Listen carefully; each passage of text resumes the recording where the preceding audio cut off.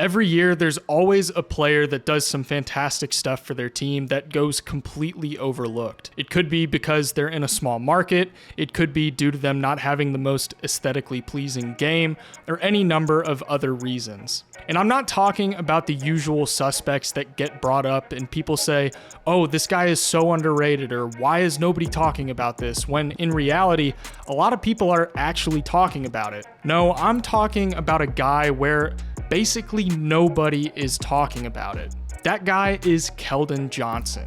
It's not like Keldon Johnson is some super obscure, only NBA nerds are gonna know his name type of player. I'm sure a lot of people know who Keldon Johnson is, especially considering he played alongside some of the biggest names in the NBA during the 2020 Olympics. He's a fairly well-known player, being drafted 29th overall by the San Antonio Spurs back in 2019, being viewed by many outlets as one of the biggest steals of that year's draft. But when I start going over some of the stuff that he was doing this past season, you're really going to start wondering where the hype was.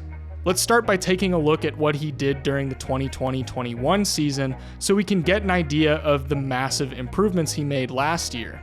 During the 2020-21 season, he put up 12.8 points and 6 rebounds per game on 55.7% true shooting, and he shot 33.1% from 3 on 2.6 attempts per game. But this past season, he recorded 17 points and 6.1 rebounds per game on 57.4% true shooting, and he improved to 39.8% from 3 on an increased volume of 5.3 attempts per game. I'm not saying that he should have been the frontrunner for most improved player or anything like that, but his improvements probably deserved a lot more praise than they seem to have garnered. The improvement in the box score is great and all, but at the end of the day, what you're doing on the court is where the truth lies.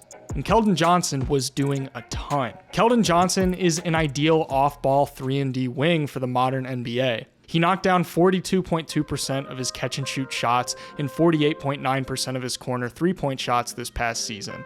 He's great at initiating plays that can result in easy perimeter opportunities for himself, like here where he gives the handoff on the pin down for Eubanks to give a flare screen for McDermott. Eubanks is going to roll, making Porzingis sag off just a little bit from Keldon Johnson, and McDermott is going to find him for an open three.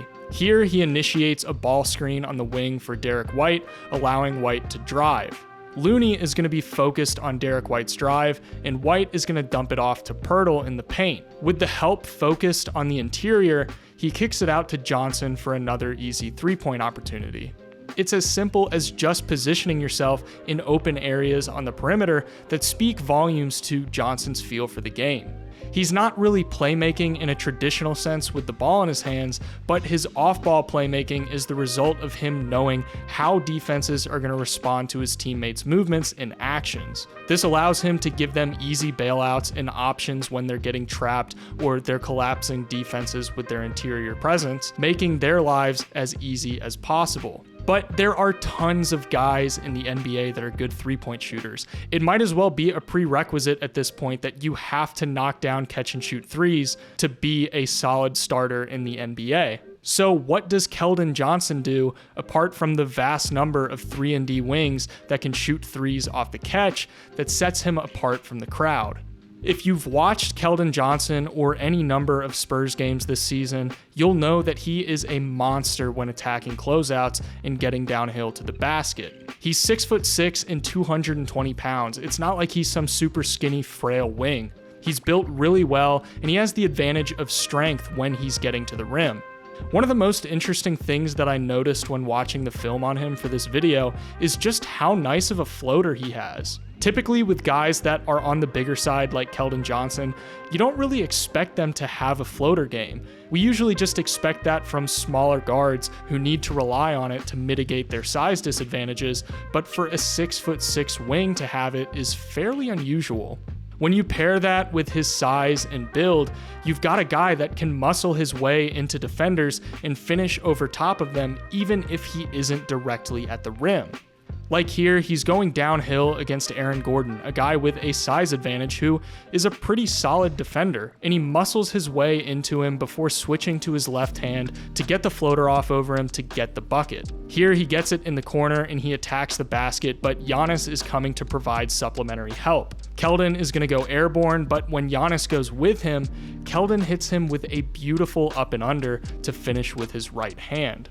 On this one, he comes off the handoff and attacks the basket. He takes off well outside of the restricted area, going against two fantastic defenders in Giannis and Jrue Holiday, but he weasels his way between them midair to get the shot off with his left hand and get the 2 points. He's got some really great footwork as well, which is one of the reasons he's able to have such a large impact scoring with that floater. He gets it from Lonnie Walker and he attacks the paint. Kleber is covering him pretty tight, and he's going to see Dorian Finney-Smith sliding over to tag him on the drive. Keldon just steps between them perfectly with a massive stride with his left foot to get to the rim and finish over Kleber. Here he gets it up top and he explodes towards the paint. He then hits Sterling Brown with a spin move that gives him enough space to finish at the rim with his left hand. This combination of brute force and finesse sets him apart from most 3-and-D guys when it comes to attacking closeouts.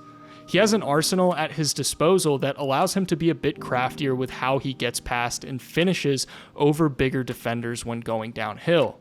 He complements his three-point shooting prowess and ability to attack the basket with a really intriguing mid-range game. He shot 41% from the mid-range on 328 attempts during this past season, so he was just under the league average of 42%.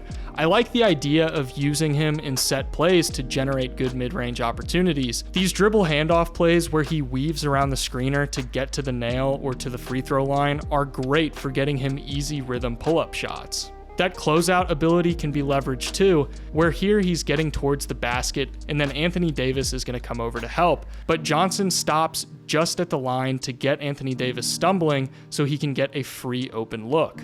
I don't think he's going to develop as a creator to the point where he's some mid-range assassin creating off the dribble, but adding it to his arsenal as another way to put points on the board is going to be a fringe asset that can take him from just a complimentary high-end role player to potentially star caliber scorer, maybe propelling him into that 20+ points per game echelon. So offensively, there's so much to like about what Keldon Johnson brings to the table, but defensively, there's a lot to talk about.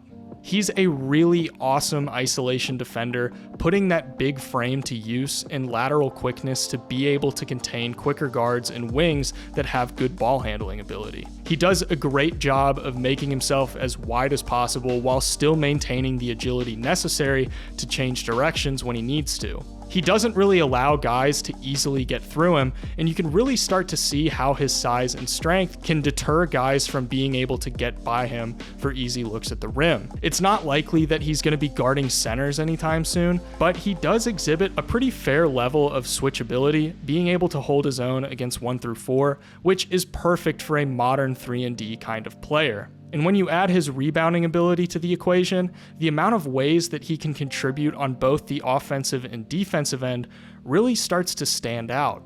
He's one of the best offensive rebounding wings in the NBA. When I talk about how he plays bigger than he actually is, that concept is arguably most apparent in his offensive rebounding ability and how he's able to score second chance points off of putbacks. He uses that size and strength to outwork guys on the glass, and he can follow not only his own misses, but his teammates' misses as well to get easy points when the defenses get caught sleeping on the boards. You can see from this chart how he compares to other wings in the NBA. He's one of the most impactful putback scorers amongst all forwards in the NBA. All of these factors culminate into perhaps one of the most well-rounded 3-and-D guys in the league. It almost makes you question the label of 3-and-D because at a certain point when you're doing so much for your team, you start to elevate past the pigeonhole label of 3-and-D wing. I wanted to find a good comparison for Keldon Johnson's third season, so I utilized a database called Cerebro, which uses 5 metrics to put a value on 5 major areas of a player's game. There's pure scoring prowess, 3-point efficiency, floor general skills, big man skills, and defensive statistical impact. I want to clarify real quick that these are not advanced stats. These are values derived strictly from the standard box score, and they're meant to be looked at in conjunction with watching games and film. They're not meant to be taken strictly at face value. Keldon Johnson had a pure scoring prowess of 76, a three-point efficiency of 82, floor general skills of 61, big man skills of 66, and defensive statistical impact of 71. If you look at all players classified as 3&D back to the 1980 NBA season, one of the only guys who met or exceeded those values was 2009 Rashard Lewis. Now, Rashard Lewis was obviously 6'10" and Keldon is only 6'6", but they're both guys who make a lot of their money as perimeter catch and shoot threats, being able to attack closeouts against slower big men while offering strong defensive ability. This also speaks to Keldon Johnson's ability to play bigger than he is, fitting what Matt Issa from Basketball News describes for Rashard Lewis as too big for smalls and too fast for bigs. If you want to read a great article that does an awesome job of showcasing some of the similarities between Keldon Johnson and Rashard Lewis, go check out Matt's article in the description. I'll leave a link down there. I'm pretty confident that Johnson has the tools to take his game to the next level. He doesn't need to become some elite shot creator to be an incredibly impactful player. He already provides enough in other areas of the game to make me confident that he can be one of those quote-unquote role players that nabs some all-star selections throughout his career. The Spurs have a really special player that fits the modern NBA to perfection, and I'm excited to see his role grow as they build upon their young team. If you guys enjoyed this video and you want to see more content like this, please consider subscribing and leaving a like. That's the #1 way to support me and help me continue to make content. Also, I just released the first episode of my podcast where I interview other NBA YouTubers, journalists, and reporters. In the first episode, I got to sit down with Pierre, aka Pee-wee the Plug. Be sure to check out the link in the description to listen to that now. Thank you guys so much for watching, and I'll see you in the next one.